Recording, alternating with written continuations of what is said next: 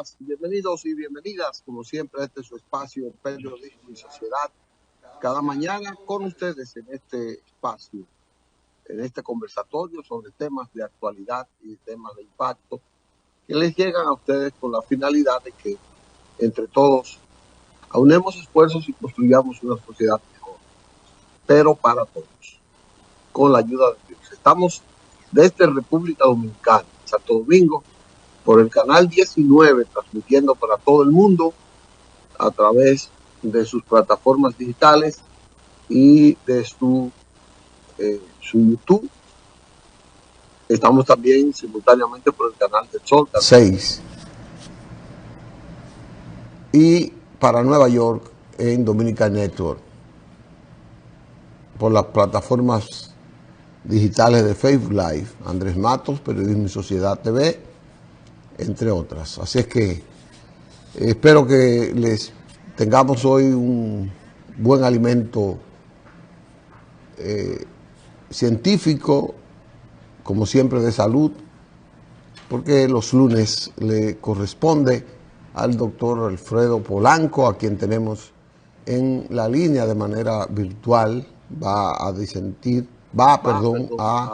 presentar un programa, un tema especial. Adelante, doctor, buenos días.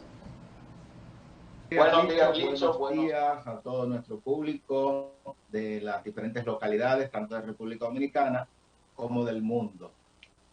Gracias al Todopoderoso que nos permite llegar a cada hogar que esté en sintonía por esta importante plataforma. En el día de hoy vamos a tratar un tema sumamente importante, ya que es considerado la segunda causa de muerte a nivel mundial.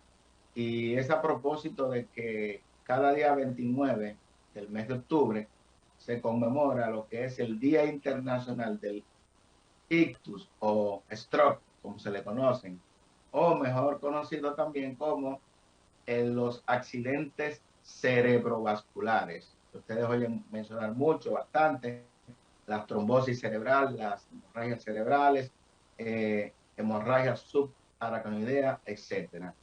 Es importante señalar que aparte de la enfermedad coronaria, que es la primera causa de mortalidad a nivel mundial, tenemos esta segunda causa, que es una enfermedad también vascular, cerebrovascular.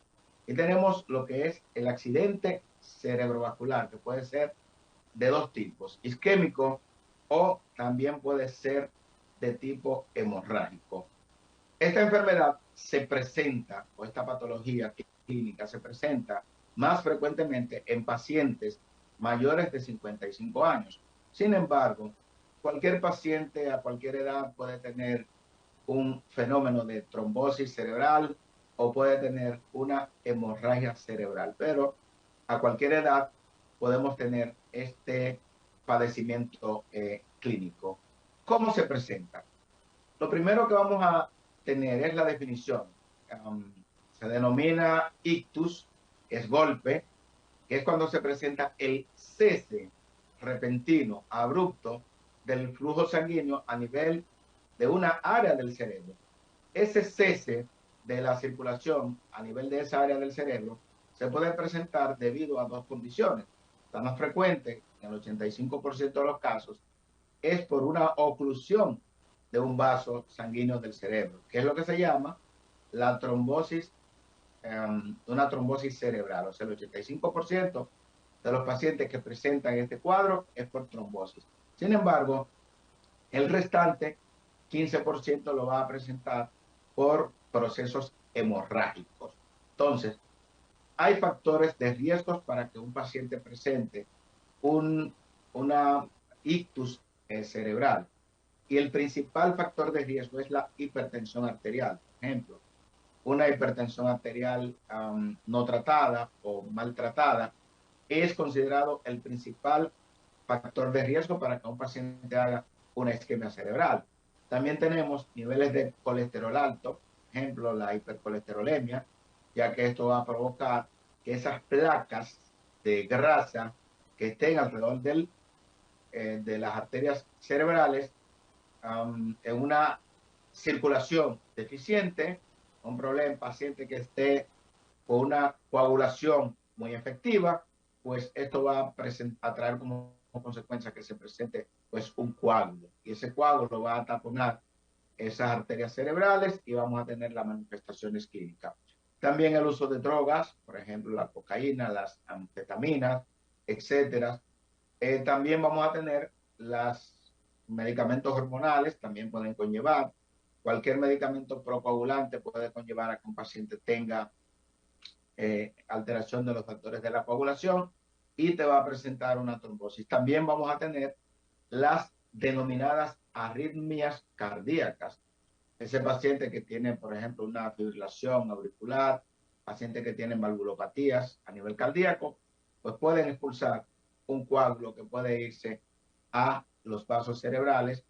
Entonces, ¿cuáles son las manifestaciones clínicas que va a presentar ese paciente que tiene un stroke o un ictus, ya sea isquémico o hemorrágico? Vamos a ver primero el de mayor frecuencia, que es el accidente cerebrovascular de tipo isquémico. El paciente va a presentar primariamente alteraciones a nivel de la palabra. Por ejemplo, el paciente no va a pronunciar las palabras de forma adecuada. El paciente va a tener lo que se llama disartria o habla estropajosa. Esa es una de las principales manifestaciones que va a presentar un paciente de manera súbita. También puede presentar alteraciones visuales también de manera súbita. Va a presentar hemiparesis, o sea, que es la debilidad de un hemicuerpo. De repente el paciente ve que brazo derecho, por ejemplo, pierna derecha, no puede moverla. O brazo izquierdo, pierna izquierda, no puede moverla. O sea, un hemicuerpo, una mitad. El paciente se queda paralizado en un hemicuerpo, sin embargo, el cuerpo contralateral puede moverlo. El paciente se le cayó el brazo derecho, pero puede mover el brazo izquierdo. Y esas son una de las principales manifestaciones que va a presentar ese paciente con una enfermedad cerebrovascular, sobre todo cuando es isquémica. Pues cuando es hemorrágica, aparte de todo lo que mencionamos anteriormente, el paciente puede presentar una cefalea intensa. O sea, es el dolor de cabeza de manera súbita. El paciente describe como que es el dolor de cabeza, o sea, es más fuerte que ha sentido en toda su vida. O sea, no se compara con nada. Es un dolor intenso que abarca toda la cabeza. Una cefalea holocraneana. Es una de las características. El paciente puede presentar vómitos en proyectil sin que estén precedidos de náusea. Entonces ya esas son las manifestaciones más que puede tener la parálisis de un hemicuerpo, la mitad del cuerpo, derecho o izquierdo. Ya esas son manifestaciones que nos hacen pensar en que ese paciente presentó una enfermedad cerebrovascular de tipo hemorrágica. Entonces, ante esta situación, y por eso la importancia de que nuestros amigos televidentes estén pendientes de que a esto no se le puede dar tiempo. ¿Por qué? Porque aquí, dependiendo de la rapidez con que usted llegue al centro de salud, cada minuto cuenta. Por eso, cuando usted tenga la sospecha de que usted está presentando un evento vasculocerebral, ya sea de tipo isquémico o de tipo hemorrágico, no debe de perder el tiempo dando remedios caseros, haciendo maniobras, como muchas veces ustedes ven que le están untando ungüentos al paciente en los brazos para que lo muevan. No. Inmediatamente contamos en el país completo prácticamente con el sistema de emergencias 911. O sea, es inmediatamente usted llamar al sistema de emergencia, activar el sistema 911, porque en la medida en que usted llegue rápido a un centro de salud, de ahí depende la evolución de ese evento que tiene el paciente, que puede ser una isquemia o una hemorragia. O sea, ese paciente que... Doctor, sí. Perdóneme en ese paciente ahí. La causa, ¿cuándo se da eso? Porque yo he visto pacientes que se toman medicamentos para la presión, es decir, como para mantener la circulación normal y de repente le da ese mareo y se cae. Tengo ahora mismo la señora, la madre de una compañera de trabajo que le dio un mareo y se cayó. Y demuestran que es un episodio isquémico como que usted acaba de describir. No es grave, pero no es tan grave como si fuera hemorrágico. Y yo quiero saber el porcentaje y de qué depende que ocurra y que el proceso de circulación en ambos casos, de recuperación.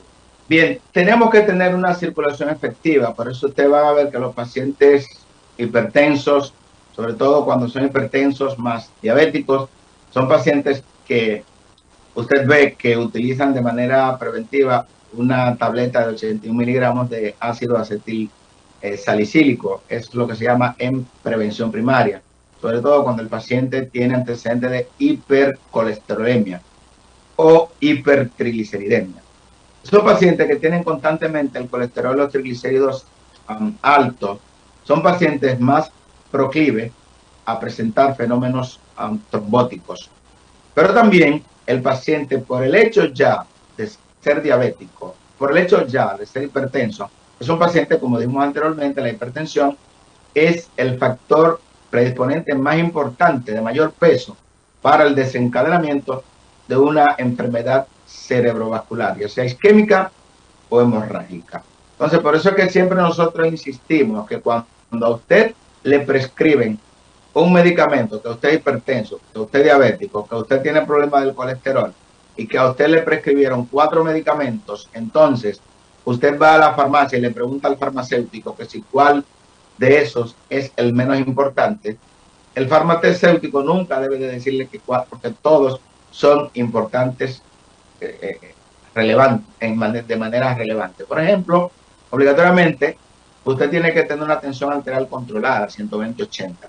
Usted tiene que tener unos niveles de colesterol LDL, o sea, las lipoproteínas de baja densidad.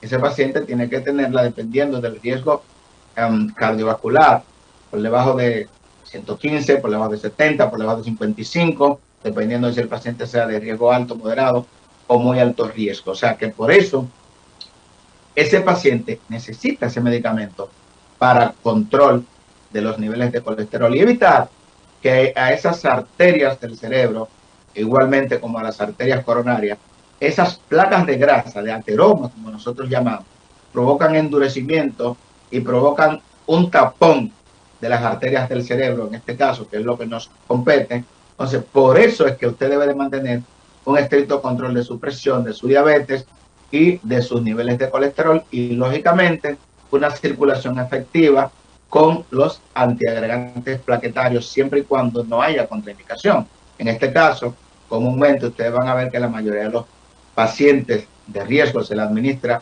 aspirina o clopidogrel y en algunos casos el paciente tiene que utilizar los dos antiagregantes plaquetarios, tanto la aspirina como el clopidogrel, que no voy a mencionar nombre comercial, sino nombre genérico. O sea que cualquier paciente, por el hecho simple de ser hipertenso o diabético, en cualquier momento puede estar caminando tranquilamente en una plaza o puede estar incluso acostado, acostada, durmiendo, descansando y en la madrugada, pues, ¿qué lo va a despertar? Una sensación de mareo, que se le está cayendo la casa encima, de repente cuando abre los ojos tiene alteraciones visuales. ¿Y qué está presentando?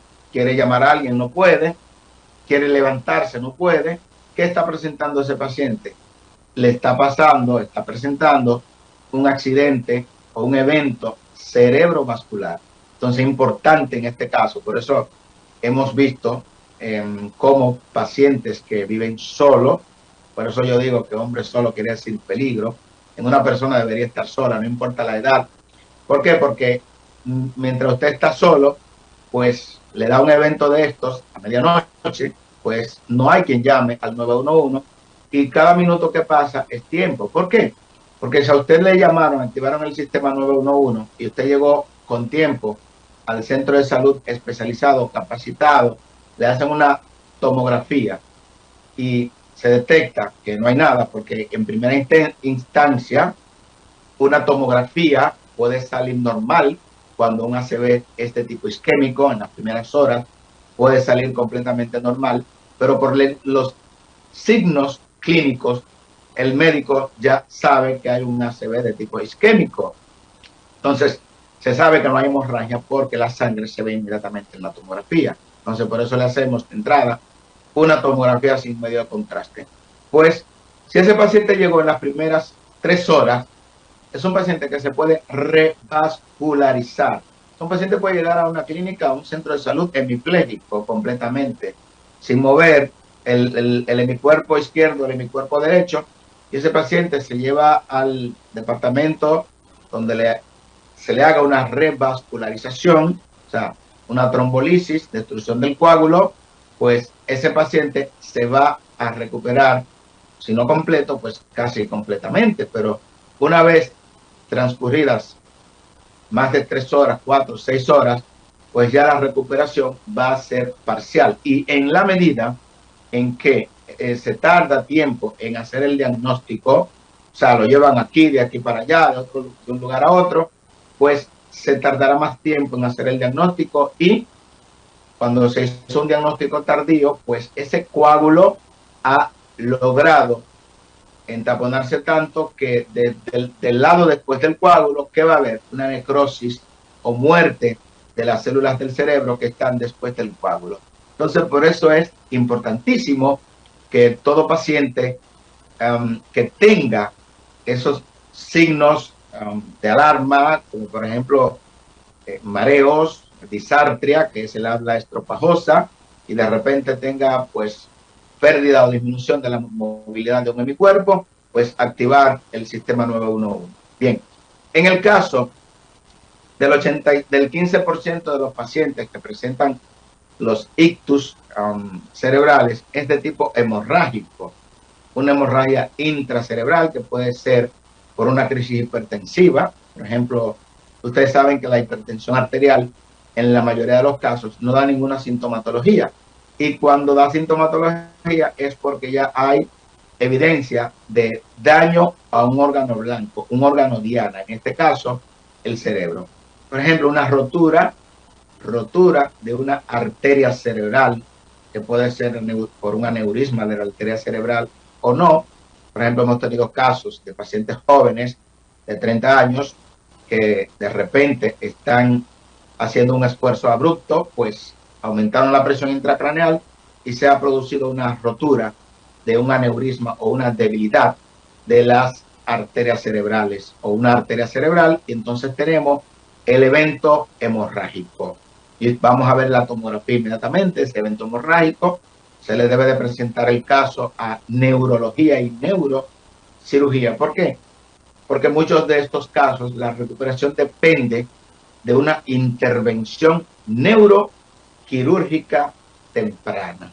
Entonces, de ahí la importancia de nosotros darle la voz de alarma, y por eso cada 29 del mes de octubre se conmemora lo que es el Día Internacional del Ictus o Stroke, como le conocen en inglés, que son los eventos cerebrovasculares que se llevan cada año aproximadamente 6.9 millones de personas. O sea que es la segunda causa de muerte a nivel mundial, pero también es considerada la primera causa de ausentismo laboral.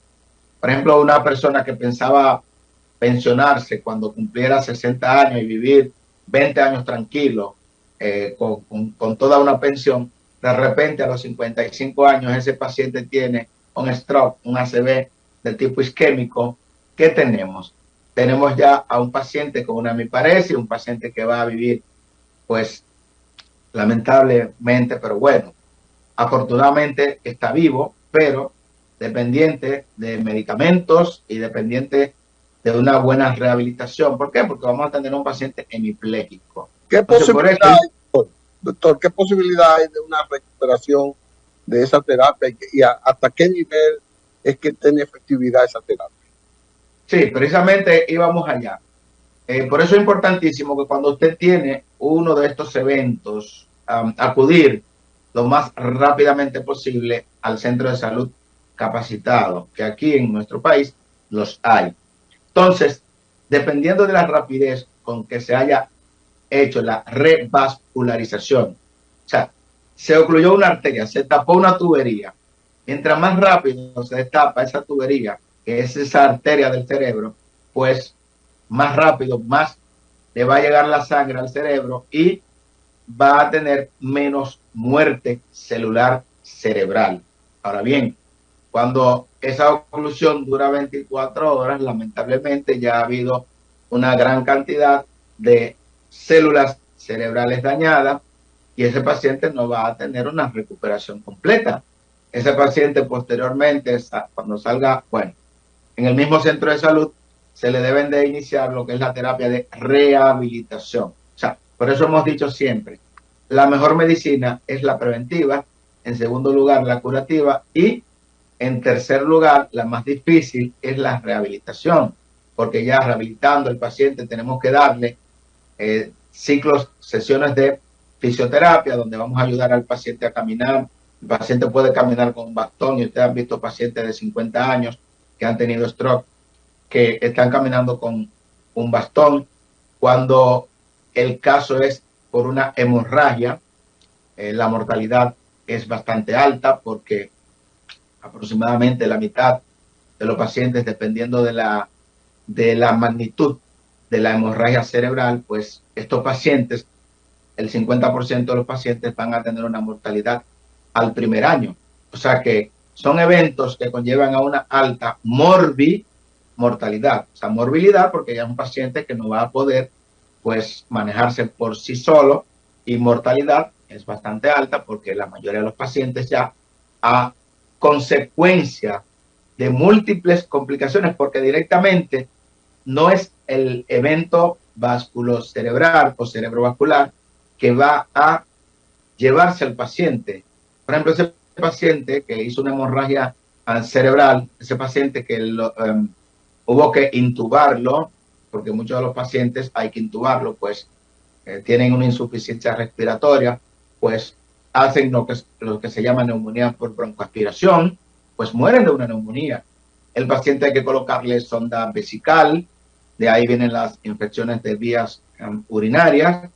El paciente, lógicamente, muchas veces hay que hacerle lo que se llama una gastrostomía, porque es un paciente que no puede inclusive ingerir los alimentos y hay que llevarle los alimentos directamente desde una sonda colocada directamente al estómago, que es una gastrostomía. Entonces el paciente fallece directamente de infecciones, pero indirectamente la causa de muerte, ¿cuál fue? El evento cerebrovascular. Entonces por eso muchas veces, no, él murió de infección, pero ¿cuál fue la enfermedad primaria que conllevó a que ese paciente tenga una infección? Fue el evento cerebrovascular. Por eso nosotros insistimos siempre en una vida sana, saludable, ejercicio, actividad física, en la utilización de los medicamentos pertinentes para cada enfermedad, medicamentos para la presión, medicamentos para la diabetes.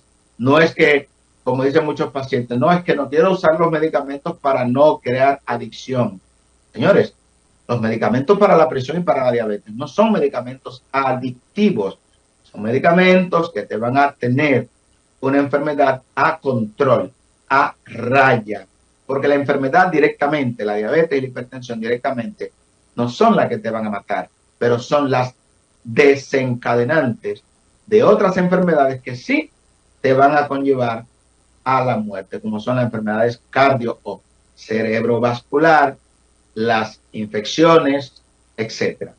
De manera que debemos prestar bastante atención a estas enfermedades que no son enfermedades transmisibles, porque por ejemplo todo el mundo tenía bastante miedo a las infecciones por COVID-19, que dicho sea de paso, un factor predisponente para el evento cerebrovascular de tipo isquémico es la infección por COVID-19.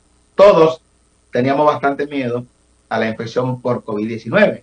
Sin embargo, en el 2020 murió el doble de personas a causa de eventos cerebrovascular que a causa de la COVID-19. En el 2020 fue que comenzó la pandemia. De modo doctor, que hay vamos a prestarle atención a esto. no hay un rango de edad predisponible para que esto ocurra, o esto está para general, para todas las edades. No. Por ejemplo, la edad más frecuente, mayores de 55 años. Esa es la edad más frecuente. Es más frecuente en el hombre también que en la mujer, aunque en la mujer posteriormente son más agresivas, no se sabe por qué, pero los eventos cerebrovasculares provocan más daño a la mujer que al hombre.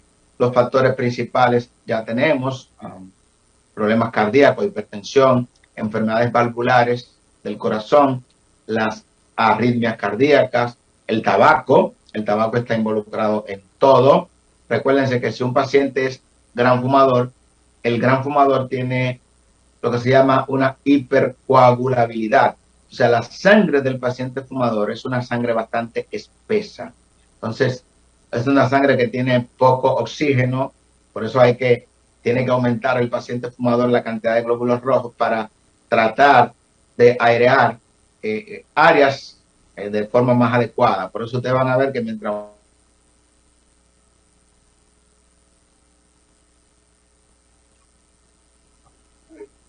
¿Aló? Bueno, se nos ha un poco disminuido el audio del doctor en la parte técnica. Trombosis, tanto a nivel cerebral, el cardíaco, o sea, infarto agudo al miocardio. De manera que es bastante importante nosotros tomar en cuenta esos factores de riesgo. Doctor, finalmente un consejo, una recomendación, ya que estamos llegando al final, y que la parte técnica también nos reclama un receso. Con un último consejo. Bien, importante conocer que las enfermedades cerebrovasculares es la segunda causa de muerte a nivel mundial, que debemos estar pendientes de que si es diabético, que si es hipertenso, las posibilidades se multiplican en mucho. El paciente diabético hipertenso, que es fumador, se multiplican en demasía. Si a usted le dieron a utilizar, por ejemplo, el paciente que ha tenido un fenómeno de trombosis cerebral, ya las posibilidades de tener otros fenómenos trombóticos se multiplican, y es por ello que ustedes van a ver que le dicen, usted tiene que usar este medicamento llamada estatina de por vida. Usted tiene que utilizar antiagregantes plaquetarios o anticoagulantes de por vida. Es precisamente para hablar, para evitar pues que se repitan estos fenómenos, porque ustedes van a ver que un paciente va a decirle, o los familiares, pero a mi tío o a mi padre le dio una trombosis cerebral y se le repitió a los 6 meses y se le repitió 9 meses después. Es precisamente por eso el paciente ya tiene daño vascular y por tanto va a tener más predisposición a los fenómenos trombóticos. Bueno, o sea que vamos a hacer una medida preventiva. Gracias, doctor, por esta siempre atinada cátedra que usted nos brinda aquí en Periodismo y Sociedad cada lunes sobre enfermedades que son atendibles y que son prevenibles por cada ser humano, y sobre todo por una política de salud de cercanía con la gente del Estado Dominicano. Muchas gracias, y les invitamos para todos los amigos televidentes que esto va a estar en YouTube ya casi de inmediato. Usted la puede sintonizar, y que si no, el lunes el doctor puede estar con nosotros de nuevo. Gracias, doctor Alfredo. Hasta luego. Bye. Vamos de inmediato ya con la parte final del programa.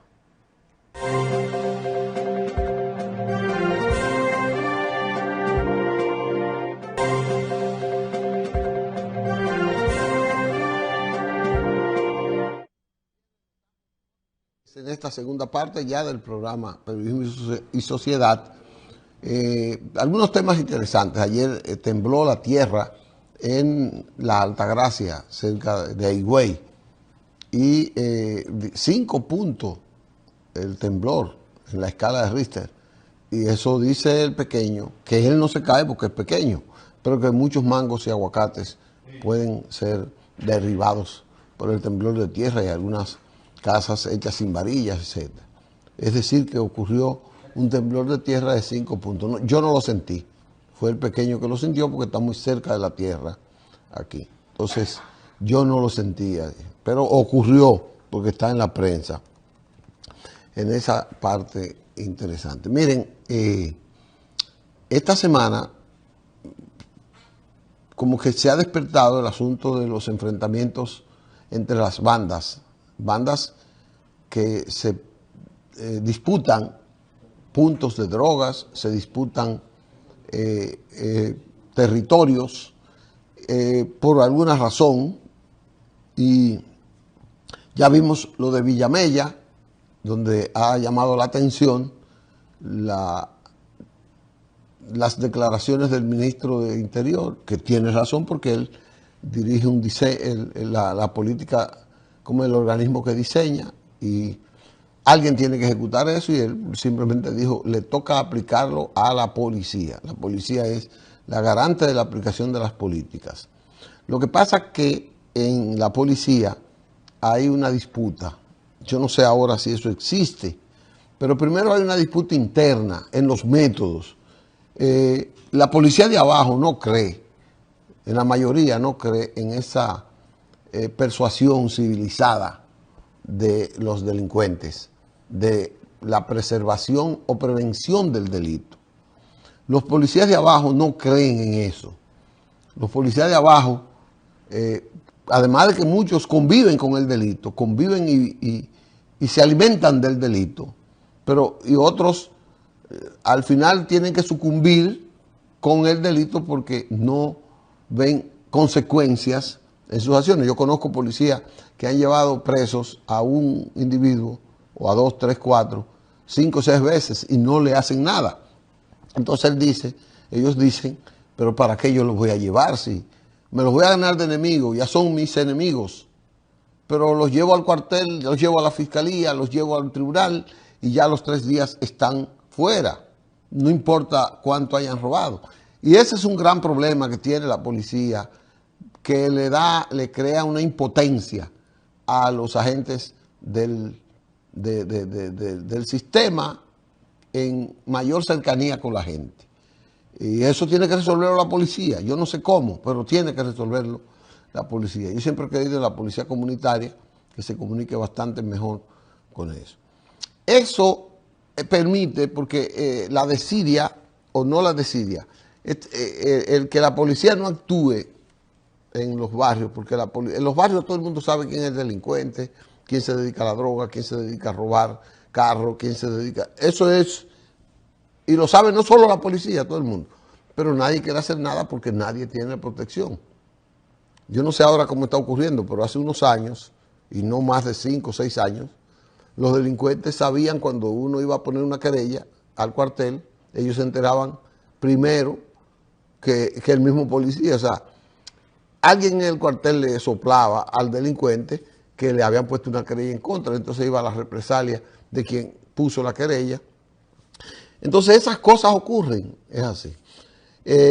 Esas bandas disputándose sus territorios para determinadas cosas, esas son cosas que tienen que ser controladas por la policía, de 1000 maneras.